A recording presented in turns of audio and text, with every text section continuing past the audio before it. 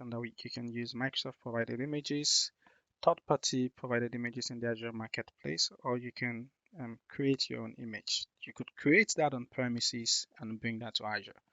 So if you're creating it on premises, the main things to know is that there are certain operating systems that are supported. So in Azure, there are two main operating system categories that are supported: the Windows and Linux. Those are the only two categories that are supported.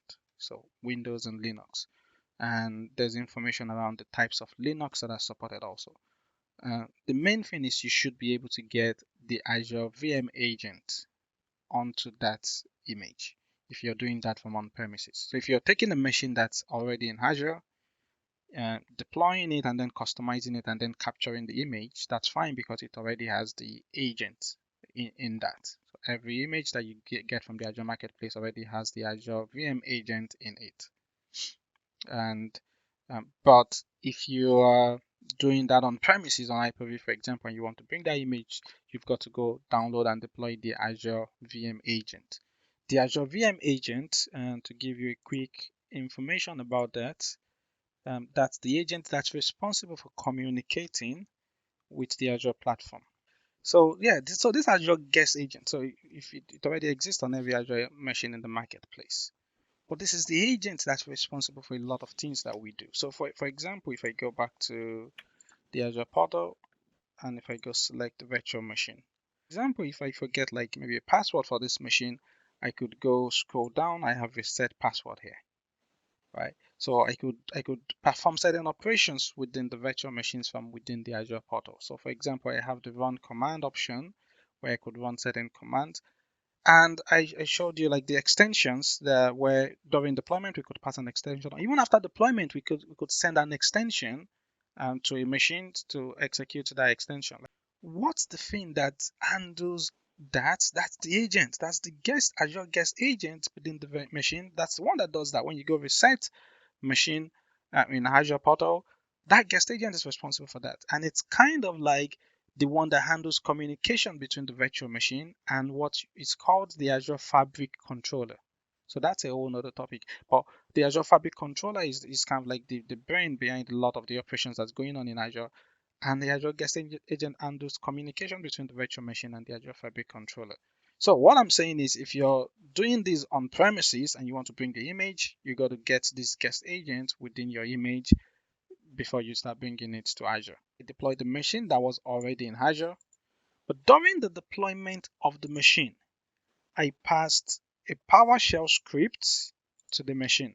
PowerShell script that installs IIS. So during deployment, I passed this, and what that does is, again, the Azure Fabric Controller hands over the scripts to the Azure Guest Agent, who's responsible for executing that script on this machine.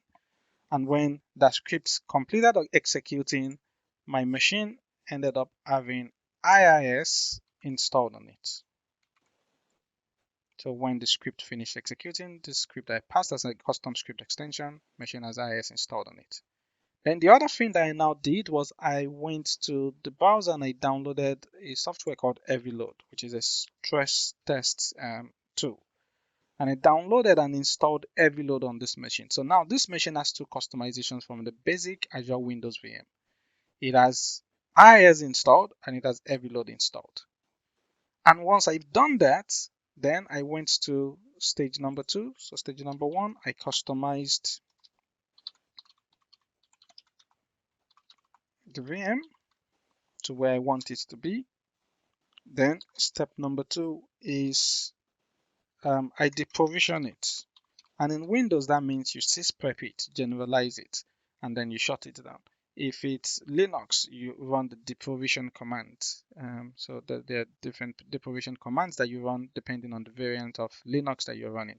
So you deprovision the machine, and once you've deprovisioned it, number 3 is we deallocate it. So here's a quick question for you. When I deprovision the machine will shut down. Does anybody want to explain the difference between shut down and deallocate? Does anybody want to? Just remove it from the pool. From the pool? Which pool is that? Sorry, from the group or the deallocated means it kind of goes into like a cold storage type thing. Yeah, so It takes away the cost. yeah, exactly. So that's the thing. Stops consuming resources. That's it. So that's correct. So what it does is, if you shut down a VM in Azure, Microsoft are still going to go, we have this compute still reserved for you. So you're still going to be paying for it even though your machine is shut down. So if I go back to the Azure portal and I show you what I mean. So for example, if I go to this machine and I go under virtual machines in Azure, and if you look at the state, it says stopped. So that means that what I've done is I've shut down the machine from within the operating system. As far as Microsoft are concerned, I'm still getting charged for the cost of this compute. Of course, I'll get charged for the cost of the storage of the disk and the others, but I'm still getting charged for the cost of this compute. Why? Because I stopped it from within the virtual machine. Azure goes, okay, it stopped, but you've now asked us to release that, reserved compute for you.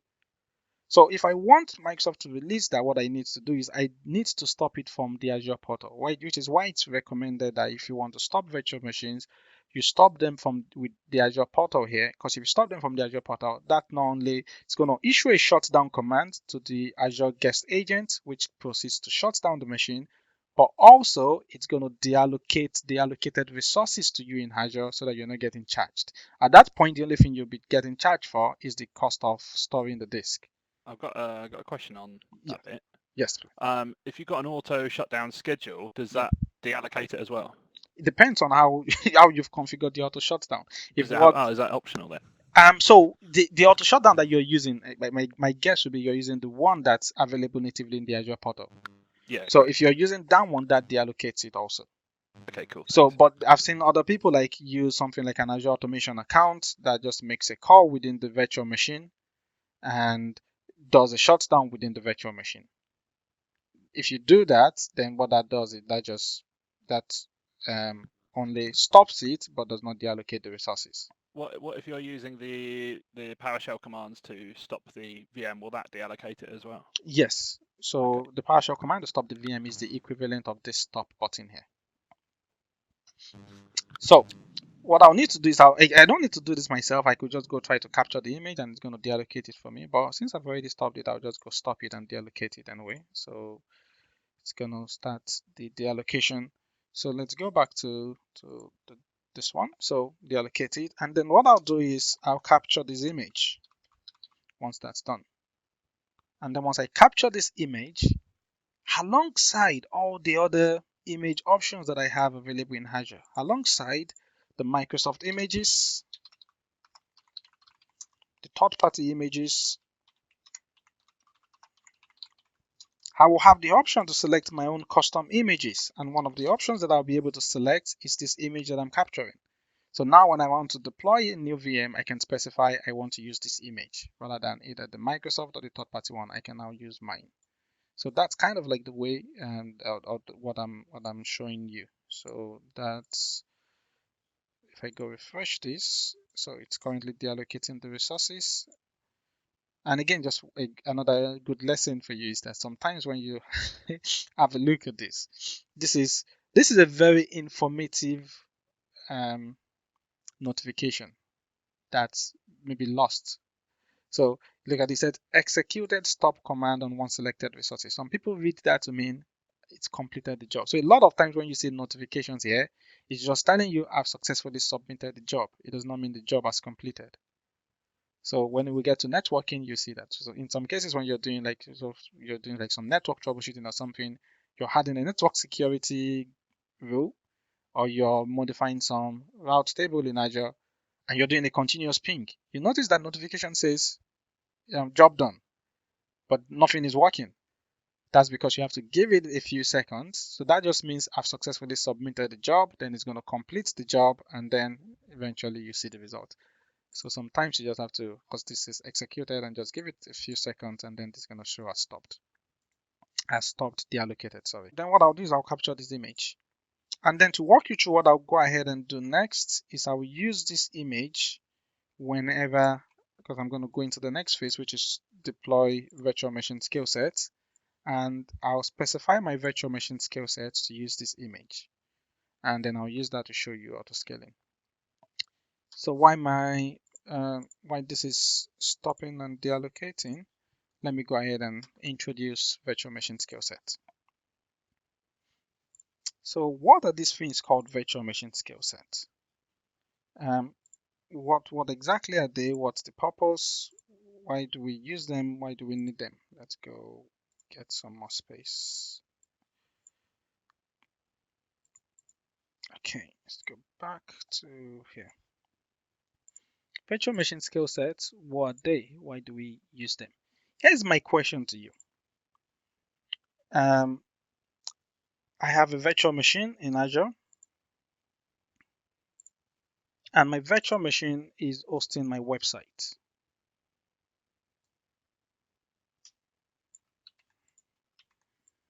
It's a virtual machine. This is hosting my website.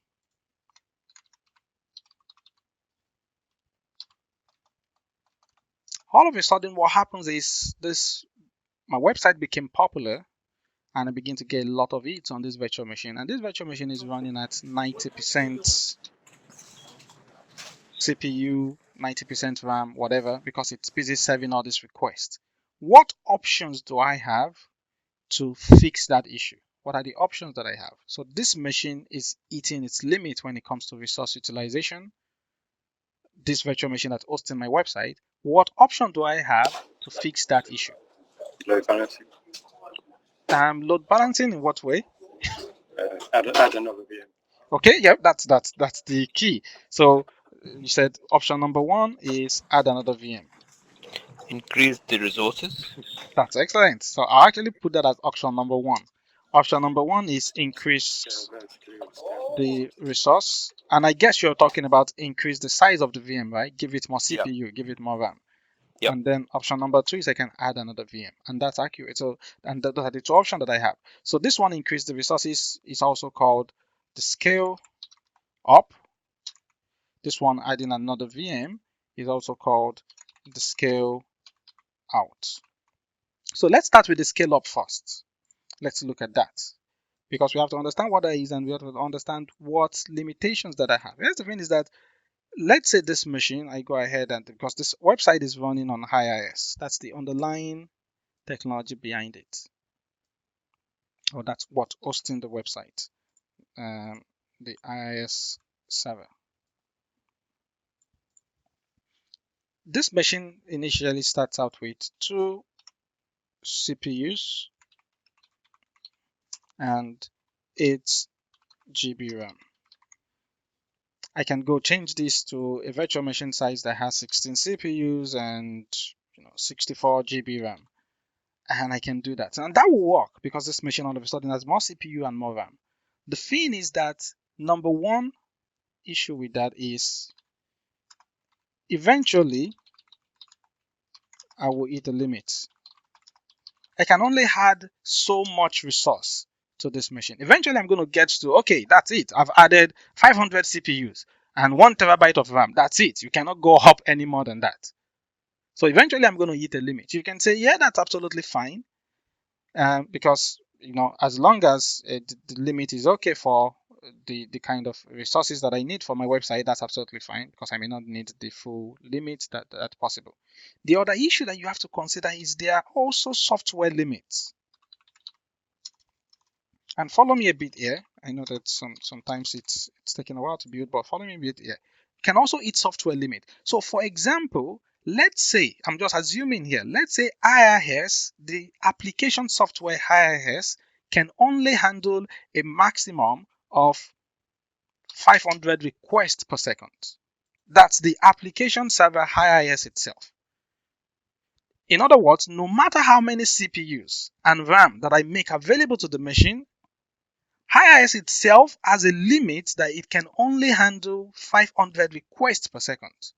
So give it as much CPU, as much RAM. It can't go beyond that. It's a software limitation within the software itself.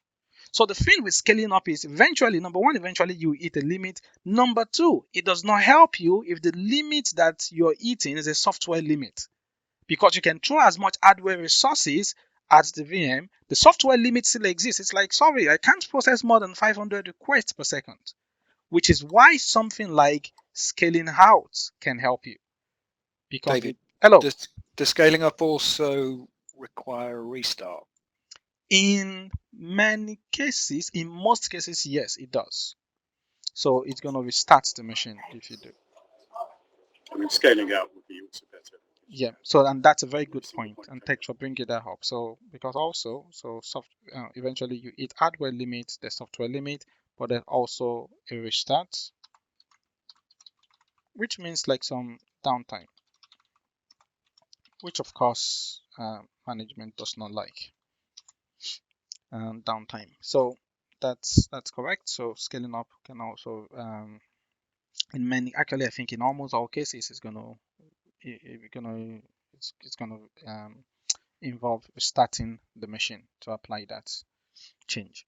Okay, so to avoid like all these three issues that we have with scaling up, eventually we hit a hardware limit. We're not going to be able to get rid of software limitations by adding more resources to the virtual machine. It's not going to help. Restarting will also cause downtime because the machine is going to be restarted.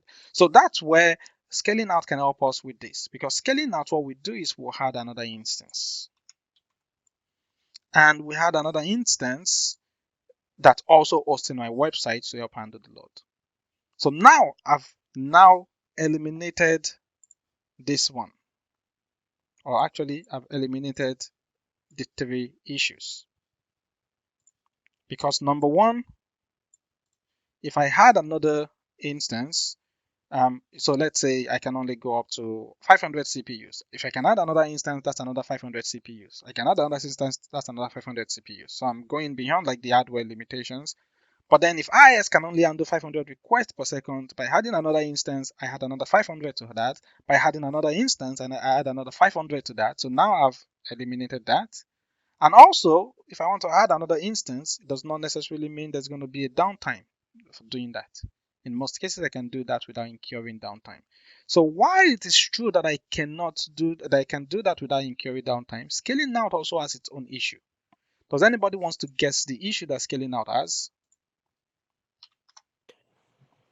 Management. Excellent. I couldn't put it any better. Management. And another translation of management is a lot of work. Cost. Yeah, it's cost. So, and that's talking about like human costs overhead, and you're spending time. Because, for example, how long is it going to take you to do this? So let's see what we're gonna do. Number one, we're gonna need to deploy another virtual machine in Azure. Then when we deploy another virtual machine, we'll probably need to use a custom script extension or manually install IIS on it, and then manually grab a copy of my website and manually host that on it and do all the configuration that's involved with that. But I'm not done, because as far as my requests are coming directly to this machine, so I'll need a load balancer. So let me go get the load balancer icon over here very quickly. And we'll talk about load balancer, we'll talk about networking. Presumably, David, this is where your auto scale stuff comes in. Yes, exactly. That is where it comes in. And this helps us to understand what the problem is, auto scaling helps us with. That virtual machine skill sets with auto scaling can help us with. So I need to add the load balancer. But you go, yeah, I've added the load balancer, but hey, you have to configure this load balancer also. So you have to configure this load balancer, you have to register this virtual machine to this load balancer, register this virtual machine to this load balancer, and you do all of that. So this is now registered to this is now registered to this. You configure like your load balancing rules on this one, and then there's a public IP address, and you do all of that stuff. And that's good. Finally you spent about 1 hour doing all of that. Everything is now good. So what now happens is that once you finish that, 15 minutes later, the load goes down. So not many people are coming to the website again. The load has gone down. What now happens is, now you're running 2 virtual machines and you're paying for 2 virtual machines when you're only using maybe about 30% of these resources now. Because now the load went up, but now the load has gone back down. So now you got to go, because we need to save some money, let's go ahead and deregister this virtual machine from the load balancer number 1. Then let's go ahead and either stop this virtual machine or whatever, delete it and other stuff, and then you do that. And then after you do that, 1 hour later, the load goes back to 100%. Now you're going to go through that process of adding that again. So you can see like what the issue is. So even though scaling out is a good strategy for handling issues with scalability, there's a lot of management cost involved to that. And that's the problem. And let me now introduce you to the solution to that, which is something called virtual machine Skillset.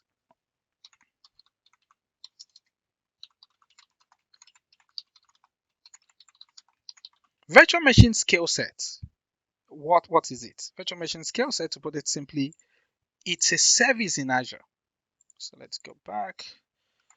Virtual machine Skillset, VMSS. It's an Azure service, number one. It's an Azure service that's going to request just two things from you, mainly.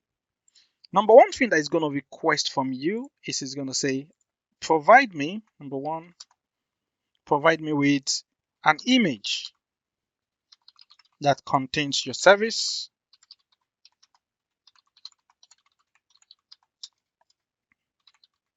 or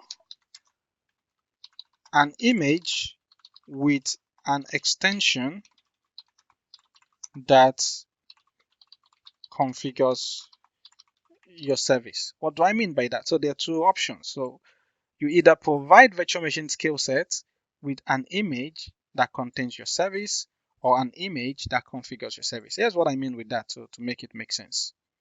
So I went through all this process of this diagram and all this stuff. So what I'll do is I'll just copy this. This is the virtual machine that's hosting my website. What I can do is I can deploy this virtual machine with IIS, configure my website on it, and then capture this image. And once I've captured this image, I can provide this image to VMSS, or Virtual Machine Skillset. And to VMSS, whenever you need to add any new deployment, use this image that already contains a packaged form of my website. So that's one option. Another option of what I can do with VMSS is I can say, yes, VMSS, here's a vanilla Azure image provided by Microsoft or a third party. And here's a script. Here's a PowerShell script or a PowerShell DSC script or something like that. That's going to automatically, that's going to install IIS and configure my website. So I'm going to provide you with a vanilla image and a custom script extension or a DSC extension that provides my website, that does my website. So VMS says when you take this, deploy this image, execute this extension, and that will give you my website. Does that make sense to you? Yep. It's just two different ways to do the same thing. Yeah. And does anybody want to tell what's the advantage of the first one, or what's the advantage of what's the disadvantage? What's the advantage of the second one? What's the advantage? It's kind of packaged, ready to go, and the second one is a bit more dynamic, I guess. You can kind of keep it up to date easier. That's exactly accurate. That's accurate. So now option number one will give me a shorter time to service. Because all VMSS needs to do is, if it needs to scale, and I will explain how it does that, all VMSS needs to do if it needs to scale is just deploy this image and the service is ready to run. I mean, this virtual machine is ready to provide the service. But if I give it an image and an extension of what to do, so the load is constantly eating the load balance and stuff like that, but VMSS in the backend is still busy installing IIS and busy configuring the website. When the load is hitting the website and going, hey, we need some more help here. It's like, hey, hold on, we need to finish this script, we need to configure the website and do other stuff. But then you're right, because there has an advantage of shorter time to service, this has disadvantage of longer time to service. But then the thing is, how do you keep this image up to date with the latest version of your website? Right? That's image management, that's some management that you need to do. which something like Packer could help you with that a lot. Or with this one though, if you're just passing an extension, you could just update the extension very easily to keep everything up to date. So those are like two different ways to achieve the same thing. But hey, let's move on very quickly here in terms of what VMSS does. So here's what VMSS do. You provide it with an image that contains your service, and VMSS handles all the rest. What do I mean by it handles all the rest? VMSS, number one, will automatically set up the load balancer and manage it. You won't even have to deal with the load balancer at all. And then you tell VMSS, I want to start with maybe only one VM to begin with. So VMSS is going to automatically deploy the load balancer and automatically provision a virtual machine that's running your website, register to the load balancer, and ready to go. If the load increases and there's more load that's going to your website, you don't need to get involved. You're busy sleeping at night. VMSS, you've already provided it with the image, can automatically take this and automatically just deploy another copy of this image. Register it to the load balancer. You don't have to get involved at all. Register it to the load balancer to take on the load. Is there a charge, David, for the load balancer? Yes, there is a cost to depend on which load balancer you're using. So, but yes, there is a cost. So in Azure, there are two main types of. there are three main options for load balancing options in Azure. So, but if you're talking about just normal load balancer, there's a basic load balancer, there's a standard load balancer. Basic load balancer does not have a cost associated with them, if I remember correctly. Standard load balancers do. But standard load balancers have more functionalities, more monitoring capabilities than basic load balancers. Okay. Yeah. So it's going to automatically create the load balancer and manage it for you. Load increases, it's going to add that for you. You don't need to get involved.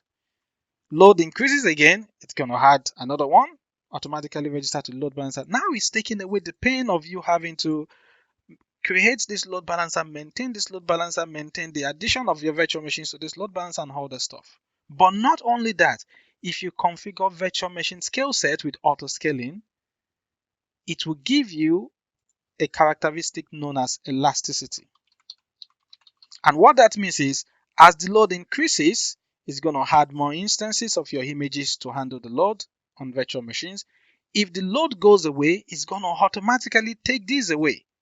To save you the cost, it goes, sorry, the load has now gone away. Let's go back to one virtual machine. There's no need wasting that cost.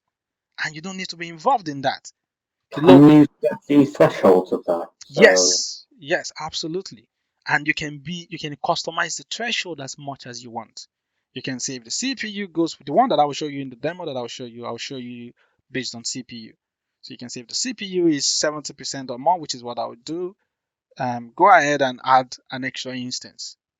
If the CPU drops back down to 40%, go ahead and remove the instance. And you don't need to get involved with that. It just handles all of that for you. Just a quick question. Yes. Limited to IIS, is it? Oh, sorry, I could barely make out. So your voice is very low. Sorry, my microphone configuration is rubbish. This isn't limited just to IIS services. Can everybody hear what? Can't hear you. Yeah. He said this is just limited to IIS, I think. That's it. Oh, sorry. You mean is it just limited to IIS? No, of course it's not just limited to IIS. So because this could be any image, right? This could be a Linux image. So and this could be not a PowerShell script. This could be a Bash script that you're providing, right? So the main thing is you're providing either an image that's already pre-configured with your service, or an image and a script. Either it could be PowerShell DSC, like the point that I mentioned if you're using Windows. If you're using something like Linux, it could be just Chef that they're using for the configuration, or Puppet. Does that make sense? Yeah, that's fine. Yeah. Yeah. Yes. Yeah, so I mean that flexibility is cool. So let me go ahead and let's go ahead and show you that, and then what I've done is I've captured this image that contains IIS and heavy load, and I'm gonna take those to virtual machine Skillset. I've not captured the image yet. So let me show you. So you can see that it's now showing stopped deallocated. So what I'll do is I'll now go into the machine. I'll go to capture my image. So I'll capture And it says give the image a name. I'll change the name. I'll give it something like, let me make that a bit bigger for you to see. I'll call this IIS, oh sorry, Win Server 2016 with IIS and heavy load. And I'll put it in the same resource group. And if I want to be able to use it across availability zones, I can go ahead and specify, make that zone resilient, and I can go create. And I would say now that I'm creating the image from this, you can delete the current virtual machine that I used to create the image, because I don't need that anymore. So if I do that, and if I go, actually let me just remove that option and go create, and it won't take a long time. It's gonna create my image for me, and then I'll go show you how I create a virtual machine skill set. So Can you create a skill set from a VM that's already been provisioned? Or would you go this way and take an image of it and do it from that image and then delete it afterwards? because the inputs that VM skill set takes is it takes the input of an image. So a VM that's already been provisioned is not an image. It's a running virtual machine. So you either need to capture it as an image for you to be able to use that. Does that make sense? Yeah, that makes sense. Yeah.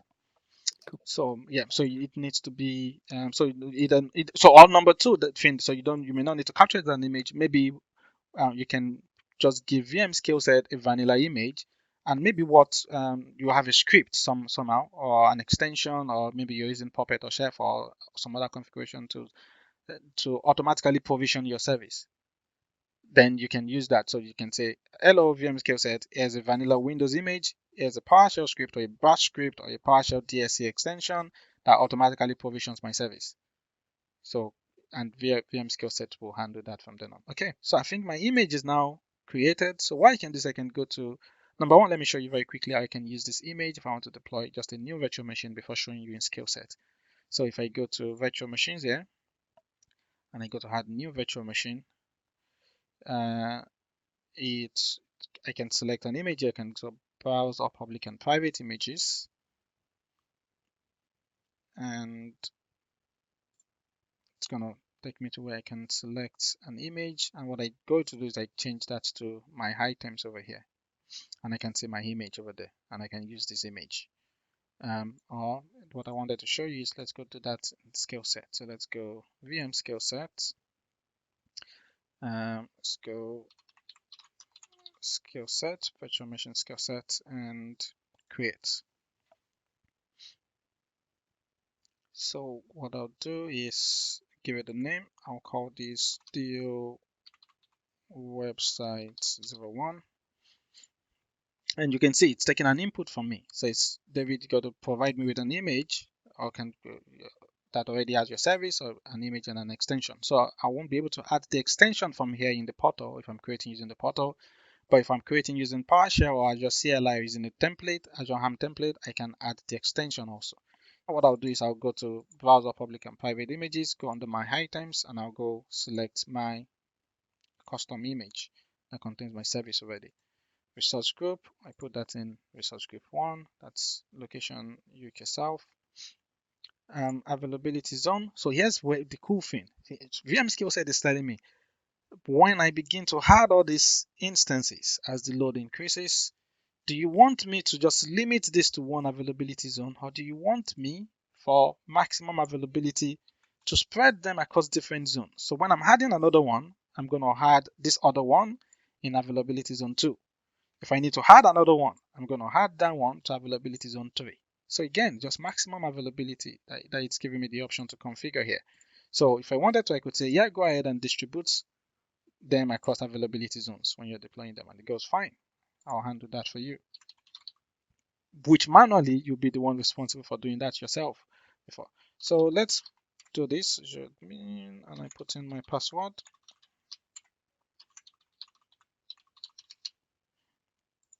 Instance count. So it's saying how many instances do you want me to start with? You can see that it says you can go from 0 to 1000. David, does that mean you can't use managed disks? Oh no, it is using managed disk by default. You can see that managed disk is selected here. So it is, so manage disk is using VM Skillset is using manage disk, and it helps you to keep it using manage disk. If you set it to use on manage disk, you get yourself into other issues. The other issues that you could get yourself in is default domain and update domain concept that we explained also applies to storage clusters in Azure. Now, if you're using managed disks, Azure will automatically handle that for you. You don't need to worry about that. Okay. Or if you now change that to unmanaged disk, you just put yourself in a problem where what happens if all your disks end up being provisioned on the same storage cluster? So the high recommendation is if you're using either virtual machines or VM Skillset, always use managed disks. That will again help you with not availability, and again just takes away all those other management from you. Yeah, I'll show you like the limit later. But for now, I'll just say instance count. How many instances to start with? Let's start with 2. So start with 2. I can specify the VM size. So let me change that to something larger. And D2 SV3. Actually, let me start with 1. Deploy at low power. Let's leave that. So that's where I can enable auto scaling. And if I want to enable auto scaling, which is automatically scale itself, so I can enable it and I can configure the role. How many VM is minimum, how many is maximum. So again, just to avoid things getting crazy. If I wanted to, I could say go to a maximum of 100, start with 1. What's the requirement for scaling out? If the CPU threshold of the entire cluster gets to 75%, add 1 new instance. If the CPU threshold gets back down to 25% of the entire cluster, remove 1 instance. And it's going to carry on doing that without you getting involved. So, and how long is like the poll time on that between it? Because if it spikes for like a split second, yeah, how long does it have to be at that level before it will scale? So if it hits 75% and it happens, it hits it at that point where it's gone over that minute, it's going to scale it.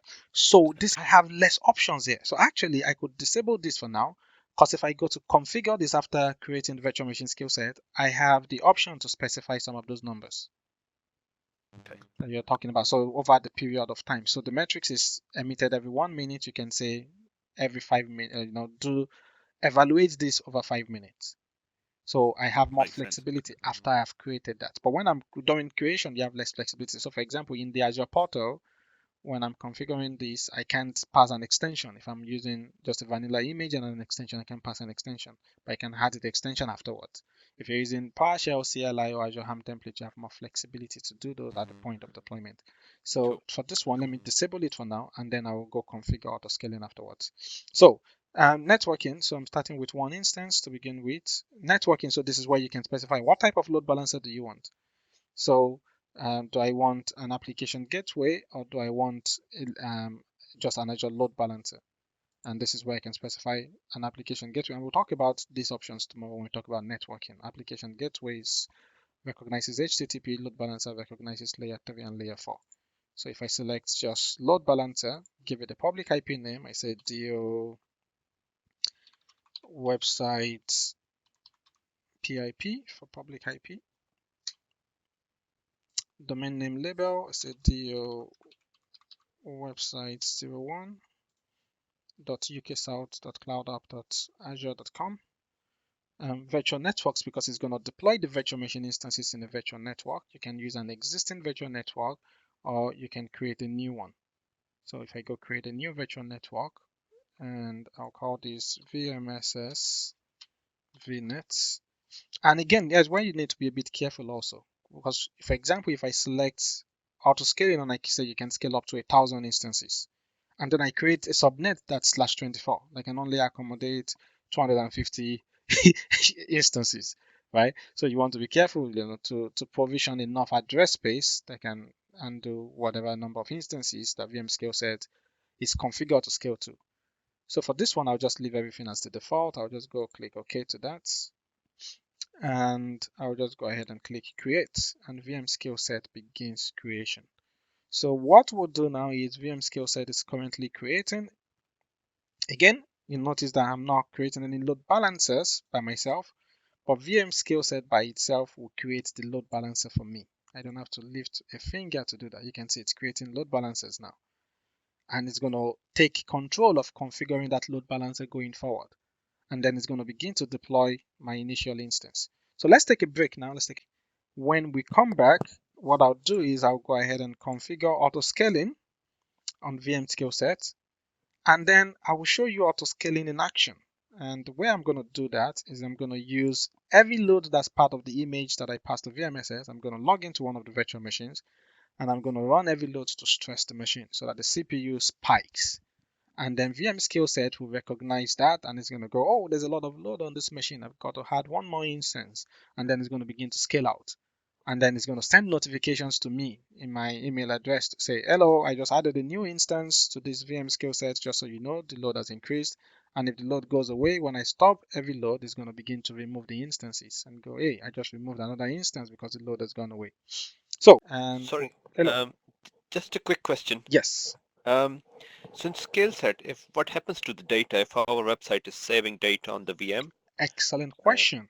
So what you need to do is, what many people will do in that case is they'll use some form of Azure storage as the backend for that. Because these are transient, right? Because this could exist now and not exist in the next 5 minutes, right? So what I'm going to be doing is I'm going to be using, and we're going to be talking about Azure storage next. So they're going to have something like an Azure storage account that hosting maybe an SMB file share called Azure Files.